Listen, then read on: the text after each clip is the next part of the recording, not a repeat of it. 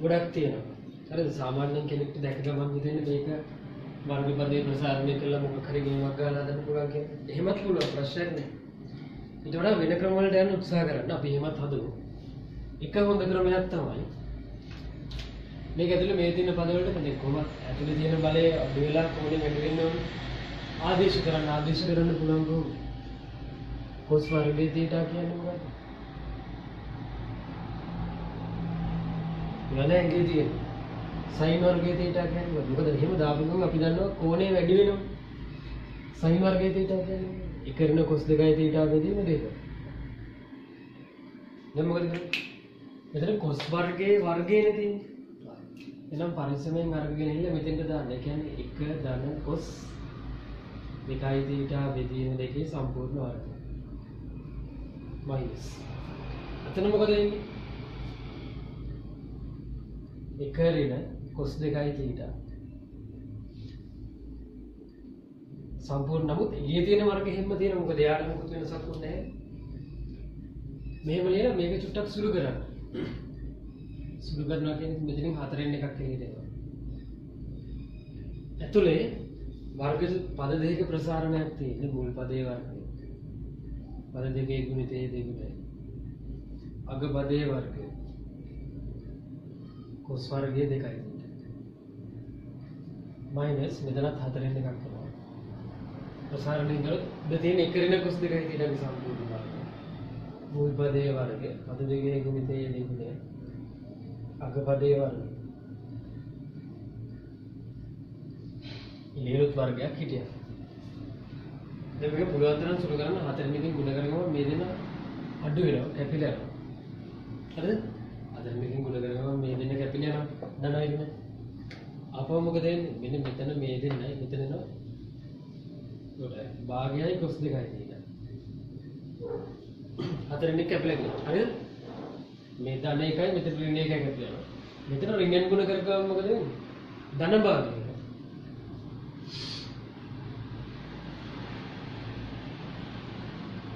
ධන භාගයේ cos 2යි තියෙනවා. දැන් මෙතන අපව මෙතන හරි මේ දෙන්න 4න් එකයි cos වර්ගයේ 2යි තියෙනවා.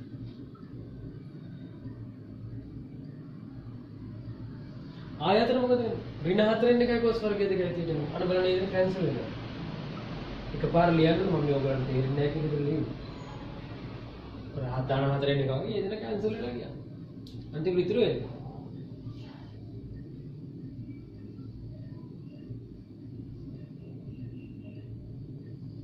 16න් එකයි cos වර්ගයේ 2යි θ. 16න් එකයි cos වර්ගයේ 2යි θ. එතකොට දැන් 16න් එකයි cos වර්ගයේ 2යි θ කියන්නේ. දැන් cos වර්ගයේ θ කියන්නේ මේක නම් මෙතන 1යි. මෙතන 2. 1 වෙනුවට දැන් මෙතන 1 තිබ්බොත් මෙතන 2යි. මෙතන 2 ආව මෙතන 4යි. හරි නේද? 4යි. ඒ කියන්නේ මෙතන නපුවා.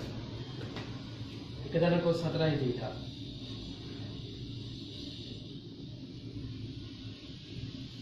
හරි? ඒක මේ උත්තර පොඩි වැරද්දක් තියෙනවා. ඒක තියෙන්නේ භාගය කියන්නේ. නැත්නම් මගේ වැරද්දද? ඉතින් බලන්න. මගේ වැරද්ද තියෙන විදිහට භාගයයි cos 2යි θ භාගයයි cos 2යි θ එකතු කරාම ළඟයන් සමානයි හරයන් එකතු වෙනවා. ඒකට එකයි එන්නේ. හරිද? 4න් එකක් එන්නේ නැහැ. ඒ බොරු. ඊපස්සේ මෙතන මේ 16න් එකක් එන්නේ නැහැ. cos වර්ගයේ 2යි θ කියන්නේ ඕකේ. මේකේ ඉතින් දැන් මෙතන වර්ගයක් එන්නේ නැහැ. පිළිම මේක නම. ඒ කියන්නේ අර උත්තරේ තමයි.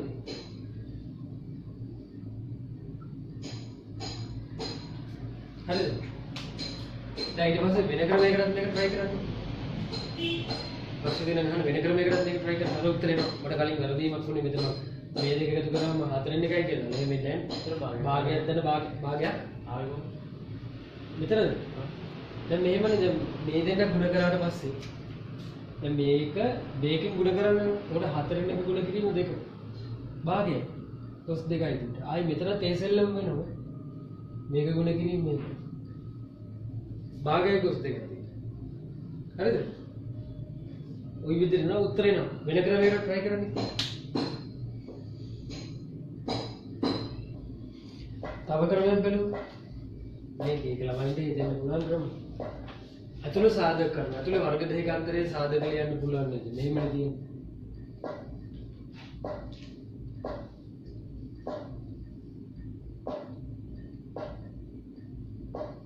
අතුල සාධක කරනවා. දැන් වර්ග දෙහිකාන්තරය ගණන් පුළුවන් කොහොමද? ඒතකොට මෙතන එනවා. cos වර්ගයේ θ ආරෙන්නේ sin වර්ගයේ. ආයේ cos වර්ගයේ θ ඊළඟ sin වර්ගයේ θ. ඒ දෙවියේ තියෙන වර්ගයට ඒක අතවත් තිබ්බේ නැහැ ඒක හේතුව තමයි. හරිද? දැන් හරියද? දැන් බලන්න මෙතෙන්ට මොකක්ද දාන්න තියෙන්නේ? ඔළුවේ අපේ වැඩ කරනවා ඒක මොකද්ද මේ තියෙන්නේ? cos 2යි θ. මෙතන මොකද වෙන්නේ? එකයි. sin වර්ගයේ θ දර cos වර්ගයේ θ එකයිනේ. හරිද? මෙයාගේ සම්පූර්ණ වර්ගය. ඉතින් cos වර්ගයේ 2යි θ කියන්නේ ආය අතනින් කෙලින්ම ගෙඩි පිටින් ගෙනත් දාන්න පුළුවන්. මේ තියෙන්නේ මේක. හරිද? ඉතින් ගෙඩි පිටින් ගෙනත් දාන්න පුළුවන් දෙක දර cos 2යි θ විභාගයයි. cos 2යි. ඒක ලේසි. කලින් ක්‍රමයට වඩා සෑහෙන ලේසි. තව ක්‍රමයක් බලමු මේක. මම බෝඩ් බලන්න යන්න බෑ තේරුම් අරගෙන ලියා ගන්න.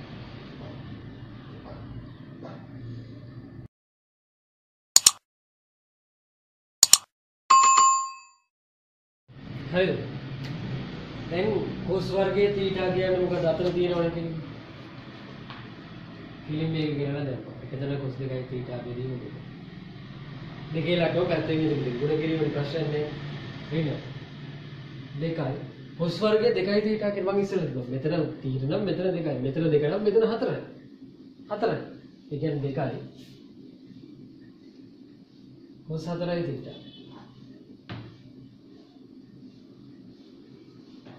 දැන් මේක දෙකලක් කරන මේකටත් මේක කැපෙනවා.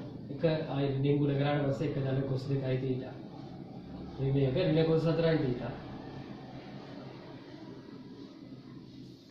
මේක cos දැන් එකට කැපිලා යන එතකොට අර උත්තරේ නා cos 2යි θ. ඍණ cos 4යි θ. ඔක හදන්න පුළුවන් අනිත් ක්‍රමය තමයි මොකද්ද? දැන් මේ පැත්තෙන් අරගෙන ඉන්නේ. අනිත් පැත්තෙන් අරගෙන යන්නත් පුළුවන්. අනිත් එහා පැත්ත ගත්තොත් මොකද වෙන්නේ? එහා පැත්ත මෙතන දෙන්නේ cos 2යි θ. ඕන පැත්තක් ප්‍රශ්නයක් නැහැ. cos 4යි θ. හරිද? cos 2යි θ ට ආයෙ කෙලින්ම විඩි පිටි වලින් දාන්න පුළුවන් 2යි cos වර්ගයේ θ රිදී. cos 4යි θ ලියන්න පුළුවන් කෙලින්ම රේඩ් ලකුණක් දාලා පරිස්සමට ලියන්න. 2යි cos වර්ගයේ 2යි θ රිදී. ඔක සුළු කරාම මේ පැත්ත උත්තරේ. left එකෙන් right එක වෙන්නවත් උතයි. right එකෙන් left එක වෙන්නවත් එකයි දෙකම එකයි. නමුත් ක්‍රම දෙකම පුළුවන් වෙනවා. ළඟට. හරිද? දැන් මේ ගාන බලන්න මේ ගානේ මේ ටික එකතුවක් ගුණිතයක් විදිහට ලියන්න කියලා තේරෙන්නේ පැහැදිලිව ඒක පේනවා. උත්තරේ බලව පේනවා. උත්තරේ දැන් මෙතන sin 4යි θ ඉන්නවා. උත්තරේ මෙතනත් sin 4යි θ ඉන්නවා. ඉතින් තේරුම් ගන්න. එහෙනම් මෙයාට මුකුත් කරන්න යන්න එපා. යා හිමු ඉඳපුනේ. අනිත් දෙන්නත් එක කල්පනා කරන්න. හරිද? ඒක උත්තරේ බලලා තීරණය කරන්න. හිතන විදිහට CD දාලා හරියන්නේ නැහැ. සමහරවිට CD සූත්‍ර දාන්න දෙන්නේ. එකතුවට sin එකතුවට. හරිද?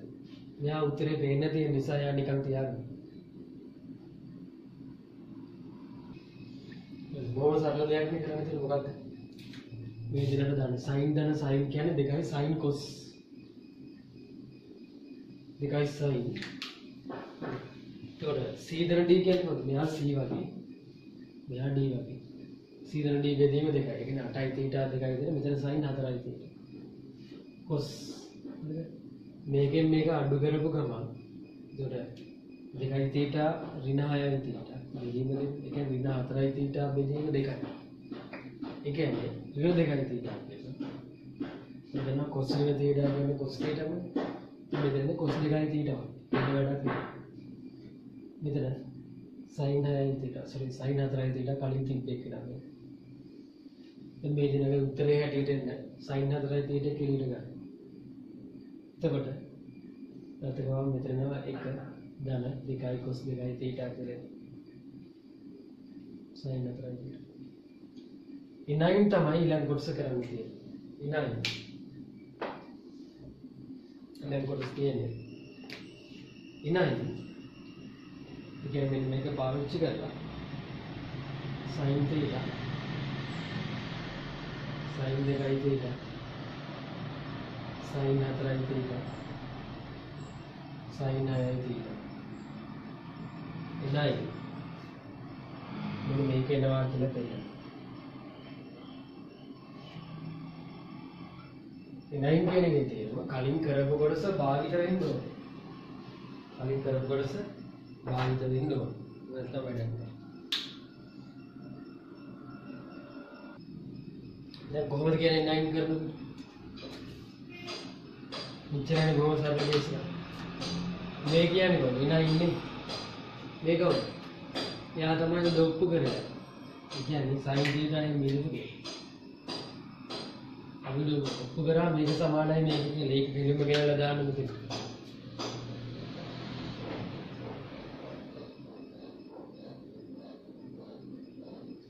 එහෙම කරා කියලා උත්තරේට ළඟා වීමක් වෙන්නේ නැහැ. උත්තරේ කොහොමද sin 4යි theta එළියෙන් තියෙනවා. එහෙනම් ඒ කියන්නේ මෙතන එන්න ඕන sin දෙකයි. මම sin දෙකක් කලින් තේරියා කොහොම රිවර්ස් එකේ ලියාගත්තොත්. එන්නේ මෙතනට ආවනම් හරියට 3යි sin theta. එන 4යි sin ගණනේ theta.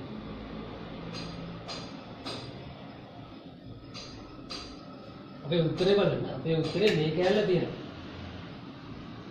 අපි දැන් මේ ටික කොහොම හරි අතෙන්ට ගෙනාවනම් කරන්නේ කොහොමද කියන්නේ cos තියාගෙන මුකුත් කරන්න බෑ.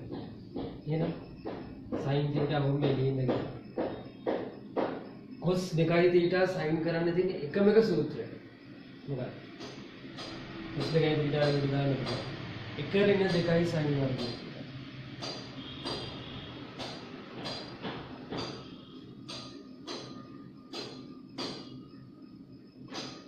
sin 3. ඊට පස්සේ දැන් තව චුට්ටක් වුණා ඔයගොල්ලෝ පැහැදිලි වෙන සමාජික කරා ඒක බලන්න.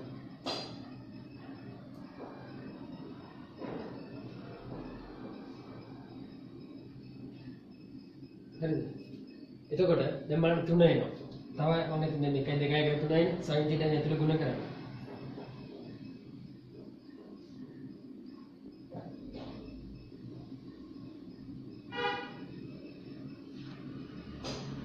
මේ කියන්නේ ආපහු මේක නේද? ඒ කියන්නේ අරක. කොච්චර ලෙක්ස්ද බලන්න. දැන් මේක පොඩ්ඩක් කල්පනා කරනගෙන එන කැලේ ගත්තට පස්සේ මේක කලින් ඔප්පු කරා. අර කැලේ වලට ගෙලින්ම දැම්මා. සුළුයි. කොච්චරයි. ඊළඟ ගානට අනික්ම කරා.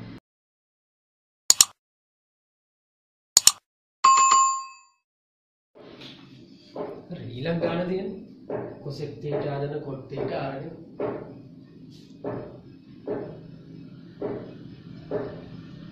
කොහොලියා cot theta බෙදීම් දෙක හදාගන්න පුළුවන් මේක.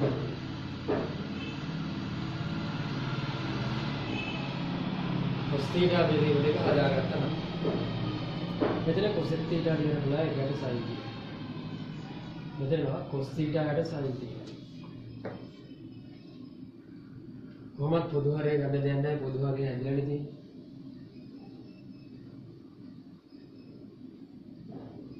දැන් මෙතනින් එහා අරක හදාගෙන කල්පනා කරන්නකෝ බොහොම සරල දෙයක් තියෙන්නේ. මෙතනින් අපි දන්නවා 2යි cos වර්ගයේ θ කියන්නේ 1 ධන cos 2යි θ. ඒ වගේ එහෙනම් 2යි මෙතන 1 නම් මෙතන 2යි. මෙතන 1 නම් මෙතන භාගයයි. දෙපැත්තටම ගන්න පුළුවන්. cos θ. ඒ කියන්නේ මෙතන 1 ධන cos θ වෙනුවට කිලිම දාන්න පුළුවන් 2යි cos වර්ගයේ θ වෙදී නේද? cos වර්ගයේ θ වෙදී නේද? යට sin θ ලියන්න පුළුවන්. sin 2යි θ කියන්නේ 2යි sin θ cos θ. එහෙනම් sin θ කියන්නේ භාගය. 2යි sin θ වෙදී නේද? cos θ වෙදී. බලන්න මේ උඩේ කෙනාට කියන කැන්සල් එක අසමාන බිඳුව කියලා ඉස්සරහින් වල ප්‍රශ්නයක් නෑ. දෙකට දෙකක් කැන්සල් වෙනවා. cos θ බෙදීම දෙකයි sin θ බෙදීම දෙක කියන්නේ. ඊට පස්සේ උත්තරේ තියෙන්නේ 9 කරන්න කියන එක. එකපාර කරගන්න බැරි වෙනවා. චුට්ටක් කල්පනා කරන්න. 9 කරනකොට මේක මෙහෙම භාවිතා කරන්න ඕන කියලා නේදයක් නෑ. උත්තරේ සුළු කරන්න තියෙන්නේ. හරිද? ඒකේ තියෙන මෙන්න මෙහෙම දෙයක්. ඉනයින් මේ කියන්නේ මෙන්න මේක පාවිච්චි කරන්න. මේක කොහොම තියාගෙන භාවිත කරන්න ඕනේ නැහැ. ඒක මෙන්න මෙහෙම උක්ත කරගන්න. කවුද උක්ත කරන්නේ? මේ cosec theta උක්ත කරගන්න. උක්ත කරොත් මෙතන එනවා.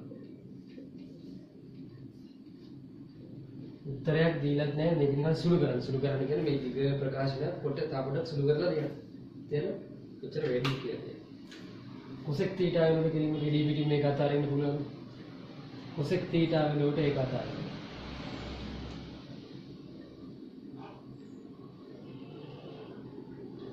cosec 2 theta කියන්නේ මෙතන දෙක නම් හැම theta දෙන දාන 2 theta දාලා යනවා. ඒ කියන්නේ cosec එතකොට cot මෙතන theta වෙන cot ඇයි ඉන්නේ මෙතන theta આવොත් එයාගෙන් භාගය අත දෙනවා.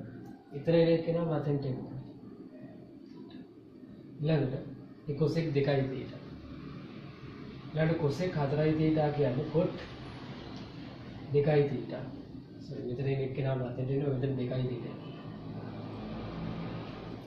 අතෙන්ට එන්නේ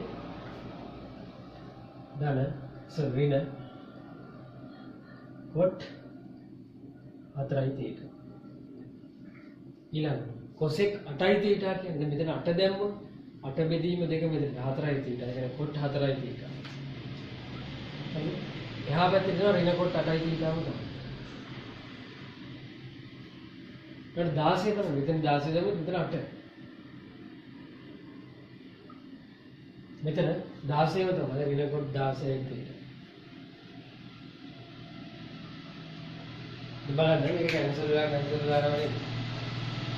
මෙයාට කැන්සල්. මේකට ඔක්කොම මොනිලා ඉදිරියට.